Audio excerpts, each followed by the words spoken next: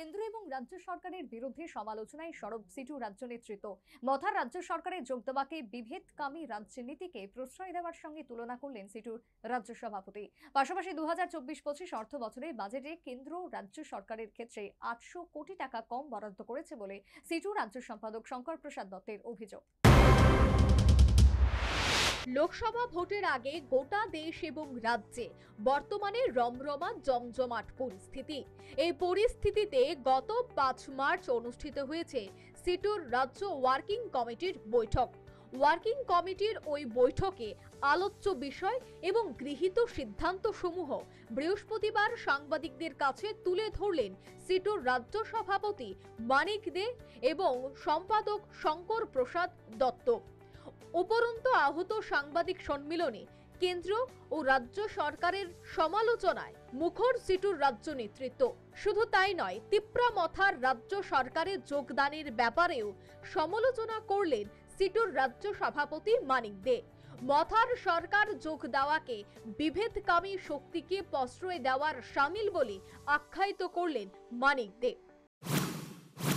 আজকে তো আমরা দেখলাম যে এখন ব্যাপক যারা যে বিজেপি উপজাতিদের স্বার্থে পরিপন্থী, তফসিলিদের স্বার্থে পরিপন্থী, ওবিসিদের স্বার্থে পরিপন্থী, গরিব অংশের মানুষের স্বার্থে পরিপন্থী, কৃষকদের স্বার্থে পরিপন্থী, শ্রমজীবীদের স্বার্থে পরিপন্থী, সেই বিজেপির সঙ্গে গিয়ে তারা হাত মিলিয়েছেন মথা। এবং এর থেকে পরিষ্কার যে বিভেদকামী যে শক্তি মানুষের মধ্যে যারা বিভাজনের রাজনীতি করে, আরএসএস এবং বিজেপির যে বিভাজনের রাজনীতি, এর সঙ্গে মথার রাজনীতি হুবহু নেই।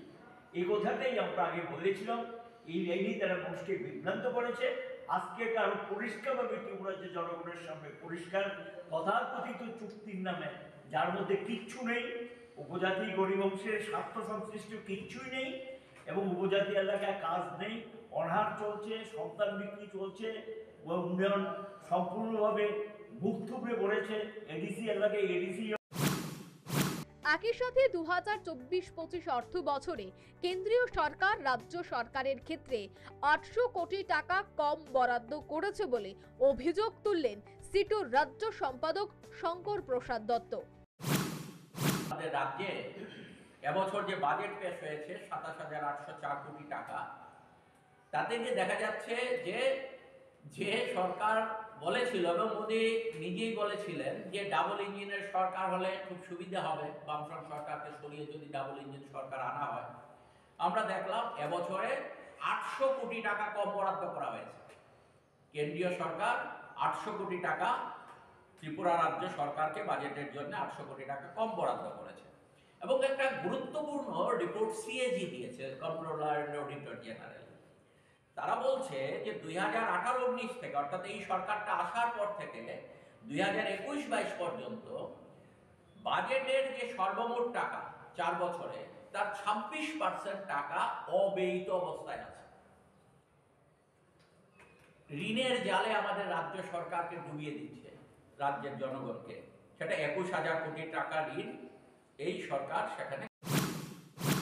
শুধু তাই নয়, গোটা দেশের পাশাপাশি রাজ্যেও শ্রমজীবী মানুষ বর্তমানে শোষিত নিষ্পেষিত বলে উভয় নেতৃত্ব অভিযোগ তুলেছেন।